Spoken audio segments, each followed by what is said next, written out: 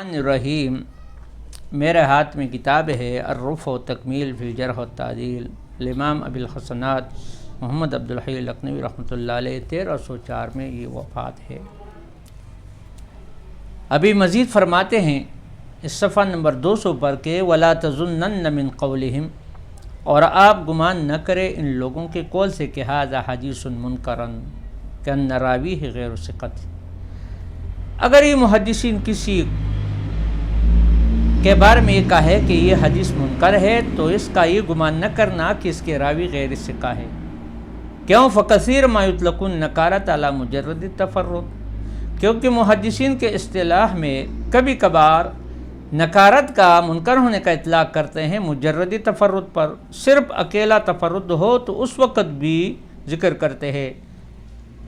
ایسے میں جس طرح ابن صلاح نے معرفت انواع علم حدیث میں صفحہ 87 پر نوع رابع عشر میں معرفت المنکر میں اس کا ذکر کیا، یعنی اطلاق حکم کا تفرد پر رد کے ساتھ یا نکارت کے ساتھ یا شذوذ کے ساتھ یہ موجود ہے، یعنی محدثین کے کلام کے اندر اور زیادہ تر۔ جس طرح متقدمین علماء بھی، جس طرح احمد بن حنبل، ابو داود سجستانی، امام نسائی، وَإِنِ اصْطَلَحَ الْمُتَأَخِّرُونَ، اگر کہ اصطلاح متاخرین علماء کا عَلَىٰ أَنَّ الْمُنْكَرَ هُوَ الْحَدِيثُ الَّذِي رَوَاهُ ضَعِيفٌ مُخَالِفًا لِلثِّقَةِ، اگرچہ متاخرین علماء کا اصطلاح ہے کہ منکر وہ حدیث ہے جس کو ضعیف راوی روایت کرے، مخالفت کرے ثقہ راویوں کی، اگرچہ اس طرح کہتے ہیں۔ وَأَمَّا إِذَا خَالَفَ الثِّقَّةُ غَيْرَهُ مِنَ الثُّقَاتِ، بہرحال جب ثقہ راوی دوسرے ثقہ راویوں کا اختلاف کرے، مخالفت کرے، فهو شاذ، و شاذ ہے۔ منکر کا اطلاق ادھر اور یہاں شاذ کا اطلاق ادھر۔ وَكَذَلِكَ لَا تَظُنَّنَّ مِن قَوْلِهِمْ، اور اس طرح گمان نہ کرنا ان محدثین علماء کے قول میں کہ فلان روا مناکیرا او حدیث ھذا منکرن، فلان روایت کرتے مناکیر کا